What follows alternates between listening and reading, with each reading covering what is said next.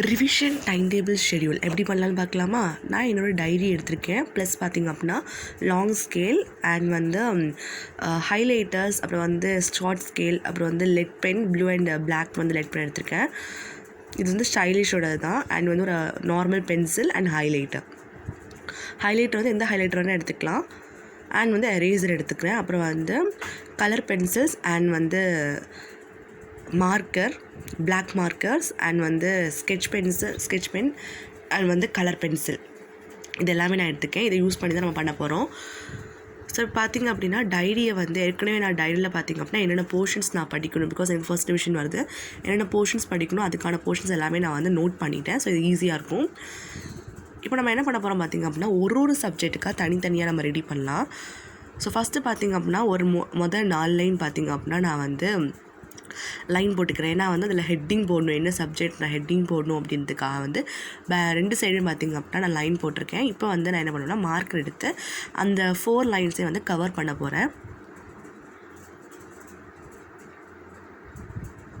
So எதுக்காக நான் அந்த 4 லைன்ஸ் கவர் பண்ணுறேன் அப்படின்னா ஹெட்டிங்க்கு வேண்டி. ஏன்னா வந்து நமக்கு வந்து இந்த மாதிரிலாம் நம்ம எதுக்காக பண்ணுறோம் அப்படின்னா நமக்கு வந்து படிக்கிறதுக்கு கொஞ்சம் வந்து ஈஸியாக இருக்கும். அது மட்டும் இல்லாமல் கொஞ்சம் வந்து ஜாலியாக இருக்கும், இல்லைனா வந்து போர் அடிக்க மாதிரி இருக்கும்.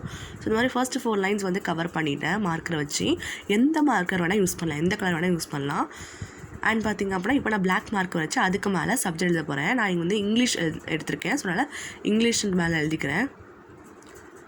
நீங்கள் என்ன சப்ஜெக்ட் படிக்க போகிறீங்களோ அந்த சப்ஜெக்டை நீங்கள் எழுதிக்கலாம்.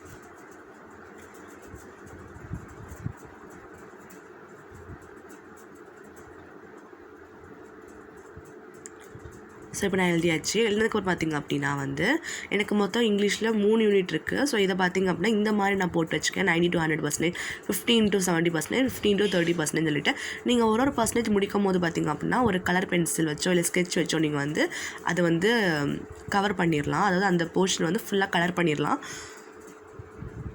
ஸோ இது வந்து இன்னொரு மெத்தட். இது வந்து நான் வந்து என்னோடய போன வீக் பார்த்திங்க அப்படின்னா நான் இது வந்து யூஸ் பண்ணியிருந்தேன். பட் இதை ஃபுல்லாக நான் யூட்டிலைஸ் பண்ணலை, ஏன்னா எனக்கு வேறு வந்து வேலை வந்துடுச்சு.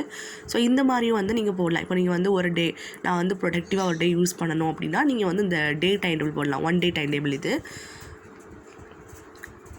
அதே மாதிரி தான் இது வந்து ஒரு ஸ்கேல் அளவு பார்த்திங்க அப்படின்னா நம்ம வந்து லைன் போட்டுக்கணும். ஆனால் ஃபஸ்ட்டு 2 லைனும் லாஸ்ட் 2 லைனும் பார்த்திங்கன்னா விட்டுட்டு தான் நடுவில் பார்த்திங்க அப்படின்னா நம்ம வந்து லைன் போடணும். லைக் வந்து வெர்டிக்கலாக. இப்போ ஹாரிசாண்டலாக பார்த்திங்க அப்படின்னா லைன் போட்டுக்கணும். நீங்கள் அதில் பார்த்திங்கனாலே தெரியும், நான் சைடில் 2 சைடுமே 2 பாக்ஸஸ் விட்டு தான் நான் வந்து லைன் போட்டிருப்பேன். ஃபர்ஸ்ட் வந்து வெர்டிக்கலாக போட்டு அப்புறம் ஹாரிசாண்டலாக நான் வந்து லைன் போடணும். நீங்கள் எத்தனை சப்ஜெக்ட் படிக்க போகிறீங்களோ அதுக்கேற்ற மாதிரி பார்த்திங்க அப்படின்னா அந்த லைன்ஸ் வந்து டிவைட் பண்ணிக்கோங்க. நான் வந்து இன்றைக்கி 3 சப்ஜெக்ட் தான் வந்து எடுத்திருக்கேன். ஸோ மொத்தமாக 18 லைன்ஸ் இருந்துச்சு. அதில் நான் வந்து அதில் ஒன்றே பார்த்திங்க அப்படின்னா 6 டிவைட் பண்ணியிருக்கேன். So 6 3s are 18. ஸோ அதனால் வந்து 6ஆக நான் வந்து டிவைட் பண்ணியிருக்கேன்.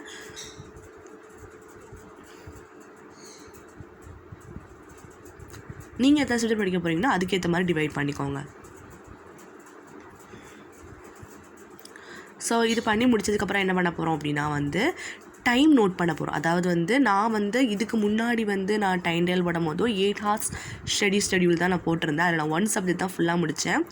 ஸோ இதில் பார்த்திங்க அப்படின்னா அதே மாதிரி 8 hours தான். நீங்கள் வந்து இதை நீங்கள் டைம் அந்த பாக்ஸ் போடும் போது நீங்கள் 1 சென்டிமீட்டரில் வந்து எடுத்துக்கோங்க. ஏன்னா அப்போ தான் வந்து உங்களுக்கு ஈக்குவலாக வரும். நம்ம இல்லை நான் சாதாரணமாக போடுவேன் அப்படின்றவங்க நீங்கள் சாதாரணமாக போட்டுக்கலாம். இல்லை அப்படின்னா எனக்கு வந்து கொஞ்சம் நீட்டாக இருக்கணும் அப்படின்றவங்க பார்த்திங்கன்னா ஒரு பாக்ஸ்க்கு இடையில பார்த்திங்க அப்படின்னா 1 சென்டிமீட்டர் டிஸ்டன்ஸ் இருக்கிற மாதிரி வந்து மெயின்டைன் பண்ணிக்கோங்க. அது உங்களுக்கு வந்து நீட்டாக கொடுக்கும். ஸோ 8 hours டைம் எவ்வளோ அப்படின்றத வந்து நீங்கள் நோட் பண்ணிவிட்டு ஸோ அந்த டைமை வந்து இதில் போட்டுக்கோங்க. ஸோ 1 மணி நேரம் முடியும் போது நீங்கள் வந்து எதாவது ஸ்கெட்சோ இல்லை வந்து ஒரு கலர் பென்சிலோ க்ரையான்ஸோ வச்சு நீங்கள் அந்த இடத்துல வந்து என்ன பண்ணிக்கலாம், அந்த சப்ஜெக்ட்டுக்கு அந்த டைம்களை பார்த்திங்க அப்படின்னா நீங்கள் வந்து போட்டுக்கலாம்.